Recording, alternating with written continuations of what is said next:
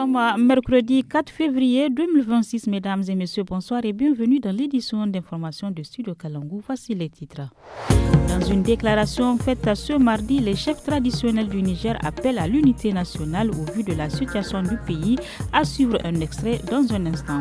Dans le cadre de la journée mondiale de lutte contre le cancer, le ministre de la Santé souligne les efforts engagés pour améliorer la prise en charge des patients. Les détails dans cette édition. Je suis Nafis Adam Sirfo au micro. L'association des chefs traditionnels du Niger a appelé à l'unité nationale pour la défense de la patrie. C'était dans une déclaration faite mardi après-midi.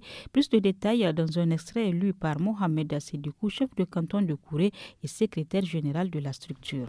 Notre cher pays traverse une phase décisive de son existence. Une étape où son avenir, son unité et sa souveraineté sont mises à rude épreuve. Face aux tentatives de déstabilisation, l'unité nationale demeure notre arme la plus sûre, notre rempart le plus solide. La défense et la sécurité de notre territoire ne relèvent pas uniquement des forces de défense et de sécurité. Elles engagent la responsabilité collective. Implorons le Tout-Puissant afin que sa baraka couvre le Niger, qu'il protège son peuple et son territoire et que les armes se taisent à jamais dans notre pays, comme dans l'ensemble des pays de l'AES. Des propos recueillis par Hassan Nourou. À l'occasion de la journée mondiale de lutte contre le cancer ce 4 février, le ministre de la Santé a appelé la population à se faire dépister régulièrement. Dans son message, il est aussi revenu sur les efforts des autorités pour améliorer la prise en charge de la maladie. Le colonel-major Garba Hakimi, que je vous propose d'écouter dans ce extrait recueilli par la RTN. Dans les pays à revenus faibles ou intermédiaires, environ 30% des cas de cancer sont imputables à des infections telles que l'hépatite B, l'infection à papillomavirus humain et Helicobacter pylori. Les facteurs de risque comportementaux et alimentaires, en outre, les difficultés d'accès aux soins, le retard dans le diagnostic, le coût élevé de la prise en charge et l'abandon du traitement sont autant de raisons qui augmentent la mortalité liée au cancer.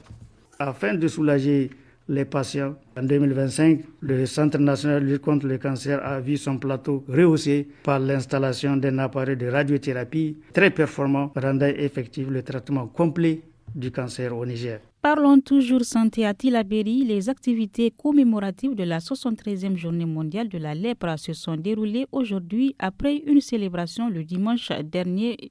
Lors de la cérémonie, le directeur régional de la santé a rappelé que la maladie reste d'actualité. Il recommande un dépistage précoce pour éviter les infirmités. Dr Abdourahmane Idrissa est au micro de Boubacar Moro.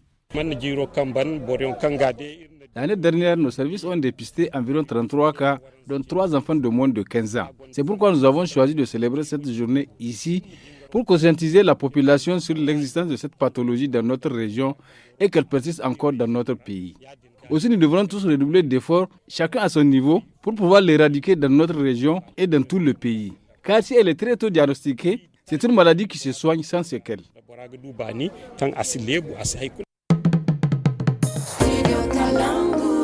Dans la région de Zender-Abandé, la tomate est produite en abondance. Mais cette année, les producteurs se plaignent de la mévente. Ils appellent les autorités à leur trouver une entreprise de transformation afin que la tomate retrouve sa valeur. Suivez quelques témoignages au micro de Maki Ousseini.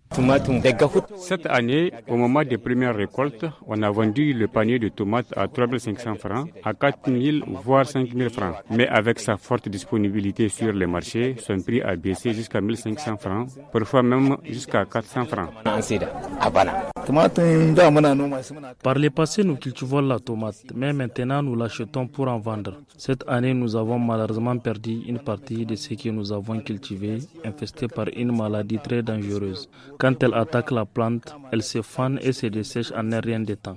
Néanmoins, la production a été bonne, même s'il n'y a pas d'argent. Et c'est la fin de ce journal. Merci de votre attention.